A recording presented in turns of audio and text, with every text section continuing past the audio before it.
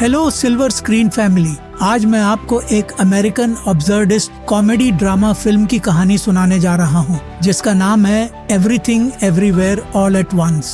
हमारी कहानी की मुख्य किरदार हैं एवेलिन वांग, जो एक चाइनीज अमेरिकन महिला है। वो कई साल पहले अपने पति वेमंड के साथ अमेरिका आई थी। दोनों मिलकर एक लॉन्ड्रोमैट चलाते हैं, जो पिछले कुछ सालों से मुश्किलों में है। अभी उनका बिजनेस IRS यानी टैक्स डिपार्टमेंट की ऑडिट के घेरे में है और इसे बंद होने का खतरा है। एवेलिन की जिंदगी वैसी बिल्कुल नहीं रही जैसा उन्होंने सपना देखा था। उनकी बेटी जॉय एक लेस्बियन रिलेशनशिप में है, जिसे एवेलिन पसंद नहीं करती। उनके पति वेमंड, जिनके साथ उनकी शादी में अब प्यार नहीं बचा, डिवोर्स की बात कर रहे हैं। इसके अलावा जल्द ही उनके पिता गोंग उनसे मिलने आने वाले हैं, जो कभी नहीं चाहते थे कि एवेलिन चीन छोड़कर अमेरिका जाए। अगले सीन में एवेलिन, वेमंड और उनके पिता बिजनेस के कागजात जमा करने के लिए IRS ऑफिस जाते हैं। तीनों लिफ्ट में चढ़ते हैं, तभी कुछ अजीब होता है। वेमंड को जैसे कोई ताकत झटका देती है और वो अचानक बहुत अजीब व्यवहार करने लगता है। उसका पूरा व्यक्तित्व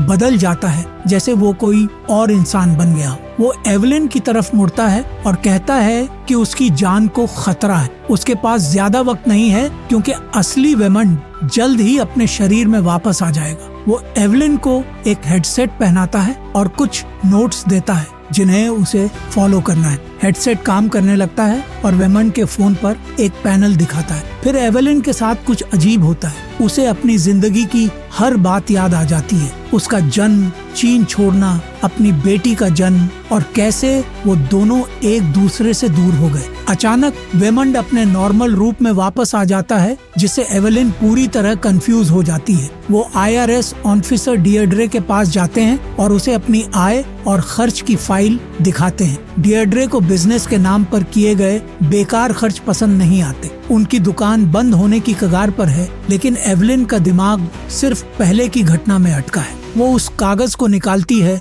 जिसमें लिखा है कि उसे अपनी जूतियां उल्टे पैरों में पहननी है, आंखें बंद करनी है और अपने दिमाग में जैनिटर के क्लोजेट की कल्पना करनी है। जैसे ही वो ऐसा करती है, पूरी रियलिटी बदल जाती है। एवेलिन अपने आप का एक दूसरा वर्जन बना लेती है, जिसकी चेतना जैनिटर के क्लोजेट में एक अलग वेमंड के साथ होती है। वो एक ही वक्त में दो जगहों पर होती है, जिससे वो हैरान रह जाती है। वेमंड फिर उसे यूनिवर्स की सच्चाई बताता है। असल में दुनिया कई यूनिवर्स का एक समूह है, जिसे मल्टीवर्स कहते हैं। हमारे आसपास ट्रिलियंस यूनिवर्स में ट्रिलियंस धरतियां हैं। हर धरती पर हर इंसान का एक अलग वर्जन होता है। कोई डॉक्टर, कोई पायलट, कोई जानवर या यहाँ तक कि एक पत्थर भी हो सकता है। ये वेमंड अल्फा यूनिवर्स से है, जो अब तक का सबसे एडवांस्ड यूनिवर्स है और जिसने मल्टीवर्स की खोज की थी। अल्फा धरती पर एवेलिन एक साइंटिस्ट है, जिसने किसी की चेतना को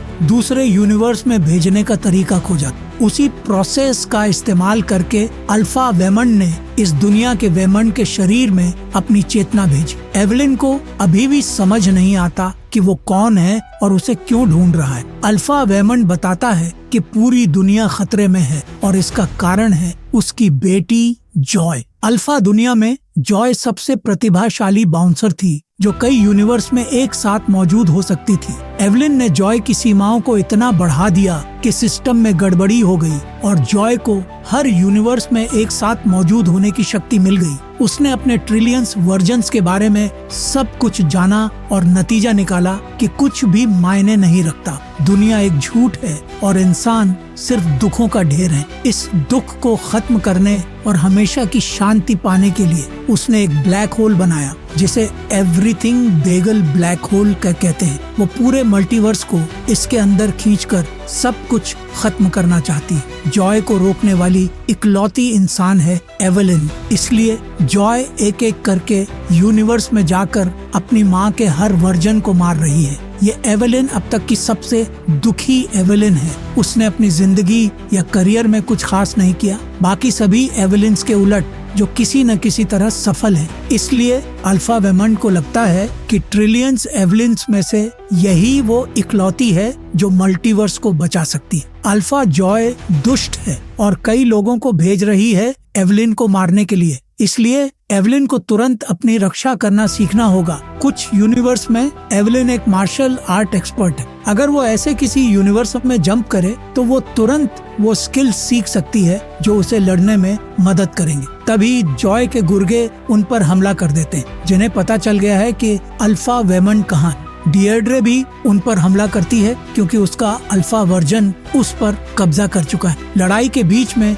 एवलिन पहली बार यूनिवर्स जंप करती है, एक ऐसे यूनिवर्स की तलाश में जहां वो मार्शल आर्ट एक्सपर्ट हो। लेकिन गलती से वो एक ऐसे यूनिवर्स में पहुंच जाती है जहां वो और उसका पति अपने डिवोर्स की बात कर रहे हैं। एवलिन अपनी दुनिया में वापस आती है और दूसरी बार कोशिश करती है। इस बार वो उस यूनिवर्स में पहुंच जाती है जहां वो एक एक्सपर्ट फाइटर है। इस रियलिटी में उसने वेमंड के साथ अमेरिका जाने के बजाय चीन में रहने का फैसला किया था। वो वहाँ मार्शल आर्ट में माहिर हो गई और एक बहुत सफल एक्ट्रेस बनी। वो उस जिंदगी को कुछ सेकंड के लिए जीती है और फिर अपनी असली दुनिया में वापस आती है। एवलिन को यकीन नहीं होता कि एक छोटे से फैसले ने उसकी जिंदगी में इतना बड़ा फर्क डाल दिया। लेकिन इससे पहले कि वो अपने फैसले पर ज्यादा सोचे, डियर्ड्रे उस पर हमला कर देती है। इस बार एवलिन उसे बुरी तरह हरा देती है क्योंकि उसने एक्ट्रेस एवलिन की सारी स्किल्स सीख ली है। जब सब शांत हो जाता है, अल्फा वेमंड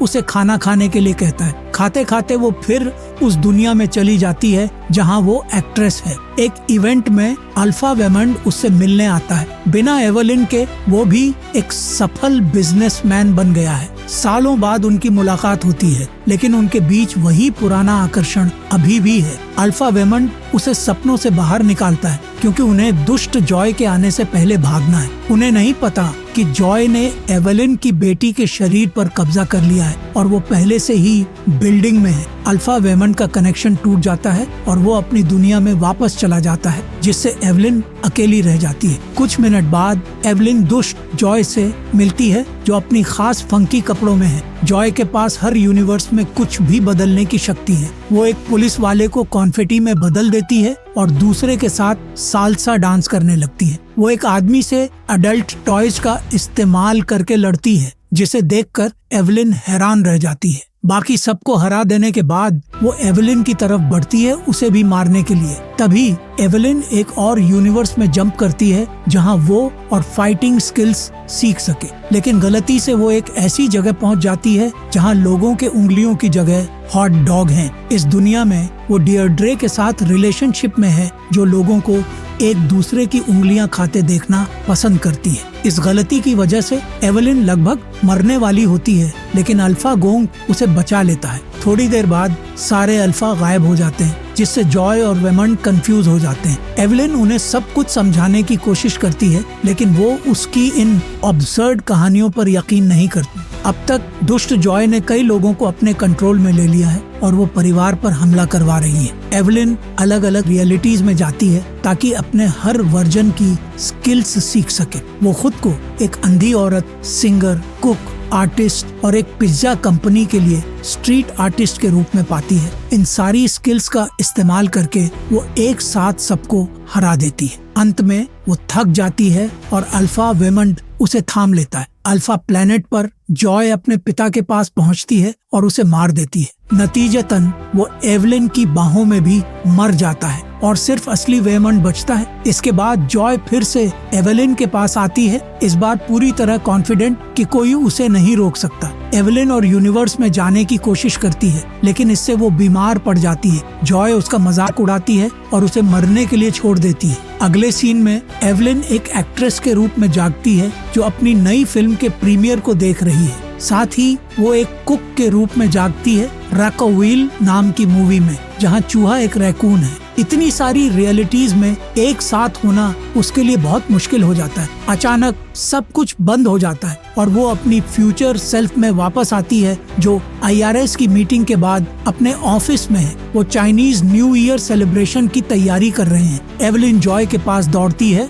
और पूछती है कि वो ठीक है या नहीं। उसे जल्द ही पता चलता है कि वो जिससे बात कर रही है वो दुष्ट जॉय है। माँ और बेटी अलग अलग रियलिटीज में एक दूसरे का सामना करती हैं, यहाँ तक कि उस रियलिटी में भी जहाँ वो पिनाटा के रूप में जन्मी है। इस प्रोसेस में एवलिन भी उसी माल फंक्शन से गुजरती है जिसने जॉय को दुष्ट बनाया था। वो अपने हर वर्जन से मिलती है और समझ जाती है कि कुछ भी मायने नहीं रखता। हर जिंदगी में वो किसी न किसी तरह दुखी है और ऐसा हर उस इंसान के साथ है जो कभी पैदा हुआ। एवेलिन आखिरकार समझ जाती है कि उसकी बेटी क्यों सब कुछ खत्म करना चाहती है और वो उसका साथ देने लगती है। अगले सीन में हमें एक और रियलिटी दिखाई जाती है जहां माँ और बेटी एक चट्टान पर पत्थर के रूप में है। वो टेलीपैथी से बात करती हैं और कहती हैं कि पत्थर की जिंदगी में भी वो दुखी हैं। वो फैसला करती हैं कि दुनिया के अस्तित्व का कोई मतलब नहीं, इसलिए उसे पूरी तरह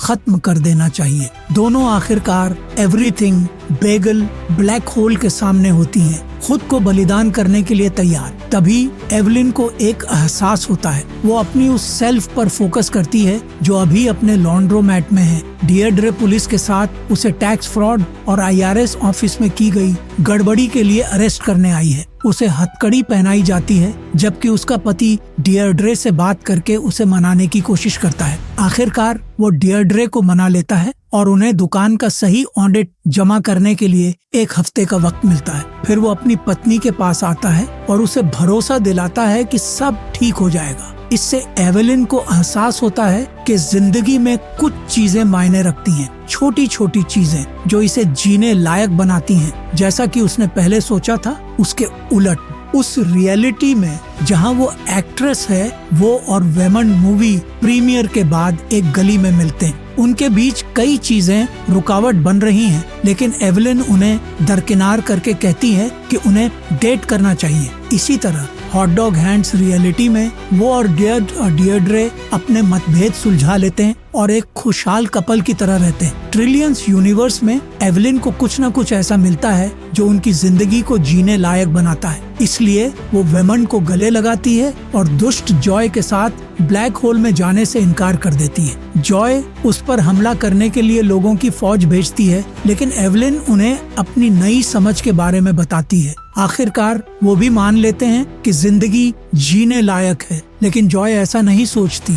वो ब्लैक होल की तरफ बढ़ती है खुद को खत्म करने के लिए। एक दूसरी रियलिटी में एवेलिन जॉय की गर्लफ्रेंड को अपने पिता से मिलवाती है। अब उसे अपनी बेटी पर कोई शर्मिंदगी नहीं है। वो अपने रिश्ते को सुधार लेते हैं और आखिरी बार एक दूसरे को गले लगाते हैं। नतीजतन दुष्ट जॉय भी जिंदगी की सच्चाई को स्वीकार कर लेती है। भले ही पूरी दुनिया आपके खिलाफ हो, हमेशा कोई एक चीज या इंसान होता है जो जिंदगी को जीने लायक बनाता है। एवेलिन, वेमंड, एर्गोंग मिलकर दुष्ट जॉय को बैगल से बाहर निकालते हैं और उसे वापस उसकी नॉर्मल सेल्फ में लाते हैं। सीन 1 हफ्ते बाद का है। परिवार IRS ऑफिस के बाहर है ऑडिट का फाइनल ड्राफ्ट जमा करने के लिए। उन्होंने जॉय की गर्लफ्रेंड को अपने परिवार का हिस्सा मान लिया है और जॉय इससे ज्यादा खुश नहीं हो सकती। एवेलिन और वेमंड डिवोर्स करने वाले थे, लेकिन इन घटनाओं ने उनके प्यार को पहले से कहीं ज्यादा